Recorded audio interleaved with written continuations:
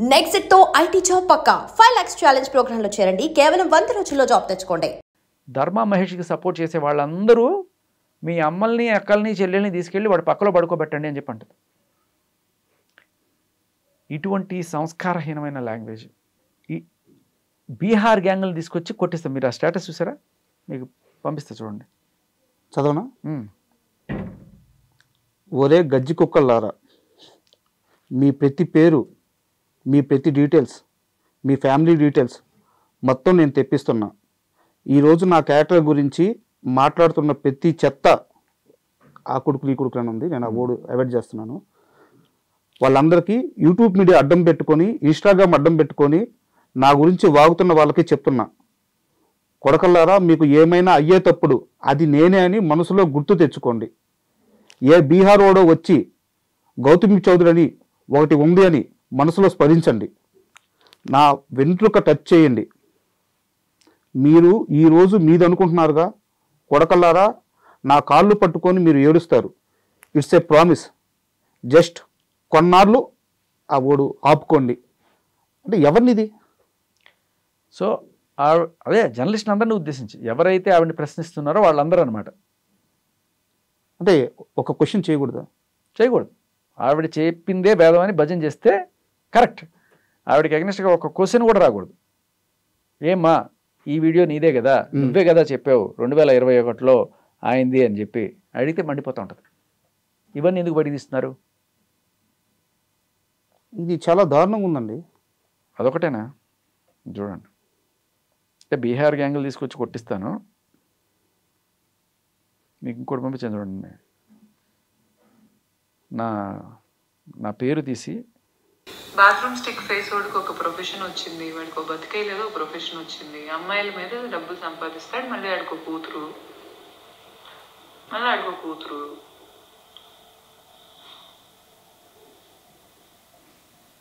ఇప్పుడు దాన్నైనా వాడి కూతుర్ని దాన్ని రేపు నలుగురు రేప్ చేస్తే వద్దండి. బాత్రూమ్ స్టిక్ ఫేస్ వాడికి ఒక ప్రొఫెషన్ వచ్చింది, వాడికి ఒక బతికే లేదో ఒక ప్రొఫెషన్ వచ్చింది. అమ్మాయిల మీద డబ్బులు సంపాదిస్తాడు, మళ్ళీ ఆడికో కూతురు, ఇప్పుడు దాన్నైనా వాడి కూతుర్ని దాన్ని రేపు నలుగురు చేస్తే, అమ్మా మగవాళ్ళు మంచోళ్ళమ్మా, నలుగురితో నువ్వు ఎంజాయ్ చేస్తావు అనుకోవాలి అని చెప్తాడు ఈ బాత్రూమ్ స్టిక్ మొహోడు. అవి వాడి ఎథిక్స్, అవి వాడి వాల్యూస్. 3 ఏళ్ల పసిపాప గురించి ఆవిడ మాట్లాడుతున్న భాష, ఆవిడ మనస్తత్వం, మానసికంగా ఆవిడ స్థిమితంగా ఉందా? వద్దు చూడండి.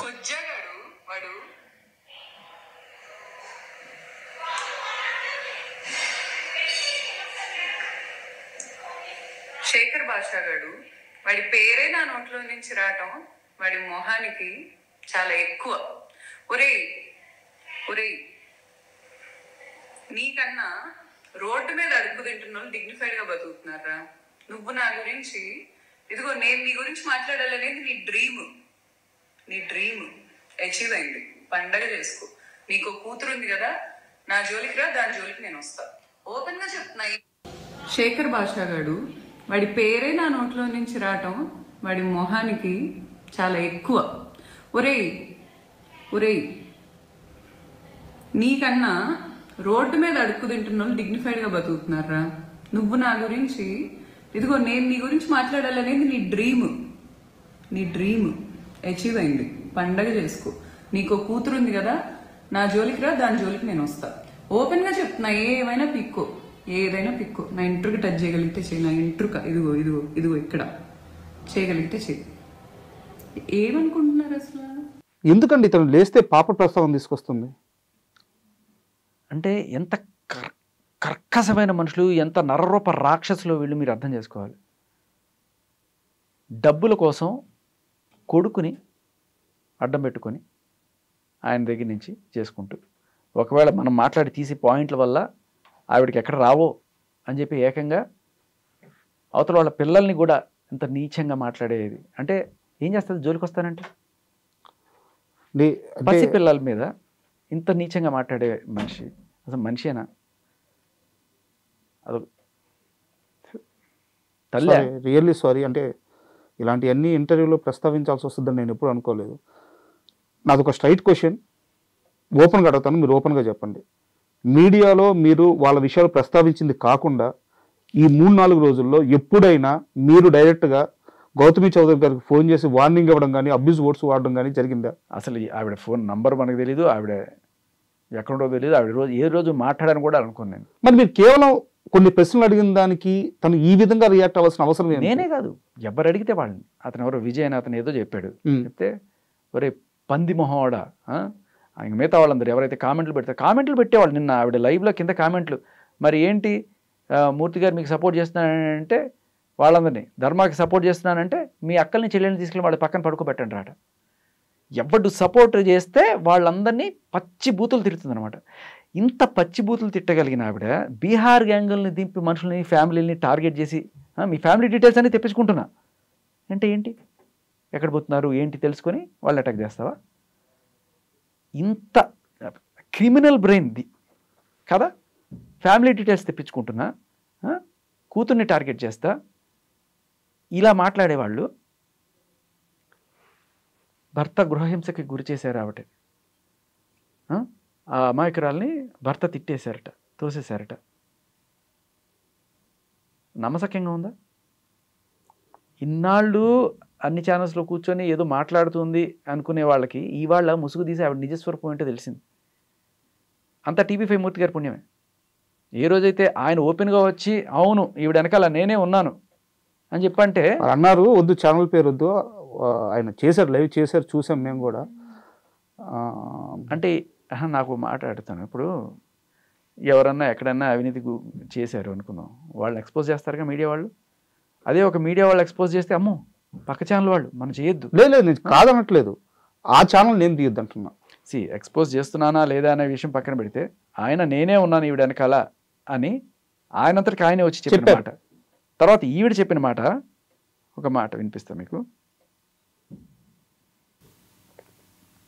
మూర్తి సార్ రివర్స్ అయితే వాడి బతికింటే వాడికి అర్థం కావట్లా. ఏమవుద్ది? చంపేస్తారా? బీహార్ గ్యాంగులు నింపుతారా? ఈవిడ చెప్తున్నట్టుగా ఏం చేస్తారు? కాదు, నాకు విషయం అర్థం కావట్లేదు, కాస్త క్లియర్గా చెప్పండి. శేఖర్ భాష ఈ విషయంలోకి ఎందుకు రెస్పాండ్ అయ్యారంటే మీరు ఇప్పుడు దాకా చెప్పారు, తను పబ్లిక్ ప్లాట్ఫామ్లోకి వచ్చింది కాబట్టి పబ్లిక్ అడగచ్చు, నేను కొన్ని క్వశ్చన్స్ అడిగాను చెప్పారు. మూర్తి గారు కూడా ఆ అమ్మాయి విషయంలో ఒక స్టాండ్ తీసుకున్నారు, ఒక లేడీ సఫర్ అవుతుంది, ఒక స్టాండ్ తీసుకున్నారు. దాన్ని మీరు చాలా మంది ఎందుకు తప్పు పట్టాల్సి వస్తుంది? తప్పు పట్టాల్సి వస్తుంది, రైట్ పట్టాల్సి వస్తుంది కదా. ఒక జర్నలిస్ట్గా నువ్వు 2 కోణాలు చూపించు, ఓకే? లేదు నువ్వు ఒక జడ్జిమెంట్ పాస్ చేసేసి ఆవిడ రైట్ వీళ్ళు రాంగ్ అని చెప్పి నువ్వు ఇంటర్వ్యూ మొదలెడతావు. సో అది ప్రాబ్లం. నాకు ఆయనతో ఏ ప్రాబ్లం లేదు. ఈవిడ చెప్తుంది కదా, మూర్తి గారు తలుచుకుంటే నిన్ను అది చేస్తారు, ఆయన తలుచుకుంటే నీ బతికేమవుతుంది అంటే ఒక జర్నలిస్ట్ తలుచుకుంటే ఏమవుద్ది? నేను మామూలు సాదాసీదా అండి, ఆయన ఒక ఛానల్కి సీఈఓ చేస్తున్నారు కదా. ఫైనల్గా ఎవరైనా జర్నలిస్టే, మనుషుల్ని కొట్టలేము, కొట్టకూడదు, మనకు రాజ్యాంగం ఉంది. తప్పు ఒప్పుల గురించి మాట్లాడేటప్పుడు మరి ఒక ఆడపిల్ల కోసం స్టాండ్ తీసుకున్నాను, ఒక ఆడపిల్ల కోసం స్టాండ్ తీసుకున్నాను, ఒక ఆడపిల్ల కోసం ఎంతమంది ఆడపిల్లల జీవితాన్ని రోడ్డు నేస్తారు? అసలు ఆయన ఈవిడ వెనకాల ఉన్న విషయం ఆయన చెప్పేదాకా ఎవరికి తెలియదు. వీళ్ళందరూ కూడా ఒక పెద్ద ఆయన ఉన్నాడు అని చెప్పి చెప్తున్నారు తప్ప ఏ రోజు ఆయన ఈవిడ వెనకాల ఉన్నారని తెలియదు. ఆవిడ ఇలాంటి ఆవిడ అని చెప్పి ఆయన నిజంగానే తెలుసా? అంటే పసిపిల్లల్ని కూడా టార్గెట్ చేసి, ఇప్పుడు ఆయన జర్నలిస్టే కదా, ఇప్పుడు ఆ పక్షాన ఈ పక్షాన అడుగుతారు కదా, క్వశ్చన్లు అడుగుతారు కదా, క్వశ్చన్లు అడిగిన వాళ్ళని చంపేస్తారా? వాళ్ళ పిల్లల్ని టార్గెట్ చేస్తారా? వాళ్ళ ఫ్యామిలీని టార్గెట్ చేస్తారా? బూతులు తిడతారా? ఇప్పుడు మీరు ఇవన్నీ మూర్తి గారికి పంపించారా?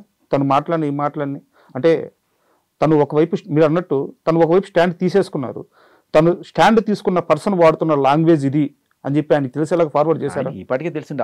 ఆయన ఆవిడ లైవ్ చూడకుండా ఉంటారా? ఆయన చేసే ప్రతిదానికి ఈవిడ లైకు, వాయిస్ వెర్సా. మీరు గమనించండి, మూర్తి గారి ప్రతి వీడియోకి ఈవిడ లైక్ ఉంటుందంట. అండ్ అలాగే ఇందాక ధర్మ మహేష్ చెప్తున్నారు, అదే హోటల్లో ఆయన అదే దగ్గర నుంచి లైవ్ ఇచ్చాడు, ఈవిడ అదే పక్క నుంచి లైవ్ ఇచ్చిందంట.